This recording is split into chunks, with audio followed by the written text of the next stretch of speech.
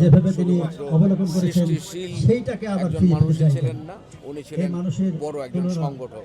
Light off করে দিয়ে তিনি বললেন যে রাতের তারা দেখব। শ্রদ্ধাঞ্জলি জানাতে এই এখানে সৌন্দর্যকে আসলে একজন মানুষ তার বাংলাদেশের গ্রামে গেলে তিনি সাংস্কৃতিক অঙ্গনের সেই বিরাট গ্রামের শৈশবে অপূরণীয় যেভাবে তিনি ক্ষতি হলো। জীবনযাপন করেছেন, উনি একজন যেভাবে তিনি শুধুমাত্র অবলোকন করেছেন সৃষ্টিশীল সেইটাকে আবার একজন ফিরিয়ে দিতে মানুষ চাইছেন। ছিলেন না, উনি এই ছিলেন মানুষের বড় একজন তুলনা সংগঠক।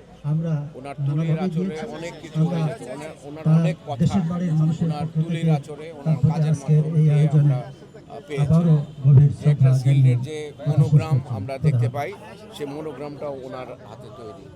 তো আমরা আসলে বিশেষভাবে বরেণ্য চিত্রশিল্পী আরেকজন বাংলাদেশের শোকগ্রস্ত হাশেম খান, রেডক্রস গিল্ডের পক্ষ তার থেকে সতীর্থ আমরা তার প্রতি শ্রদ্ধা নিবেদন করছেন। সাথে কন্যা রবীন্দ্রসঙ্গীত শিল্পী, তিনিও রয়েছেন বরেণ্য যে চিত্রশিল্পী জিনিসটা বাংলাদেশের। শিখিয়েছে সেটা হলো যে তিনি তার সতীর্থ তার প্রতি aesthetic শ্রদ্ধা বা নিবেদন করছেন। নন্দন তত্ত্ব, এটা আজকের এই ব্যক্তিগত জীবনে, শেষ শ্রদ্ধা নিবেদন সামাজিক পর্বে। জীবনে এবং সৃষ্টিশীলতার ক্ষেত্রে যদি এটাকে ব্যবহার করা যায় তাহলে উনি বেঁচে থাকবে আমাদের মধ্যে। ওনার সবচেয়ে এবারে বড় বিষয় হচ্ছে সংক্ষিপ্তভাবে নন্দন তত্ত্ব। আজকের এটাই এই হচ্ছে আমরা যতদিন বেঁচে থাকবো শ্রদ্ধাঞ্জলি পর্বে আমরা বিনম্র চেষ্টা অনুরোধ করবো জানাচ্ছি এটাকে বাংলাদেশের সাংস্কৃতিক আন্দোলনের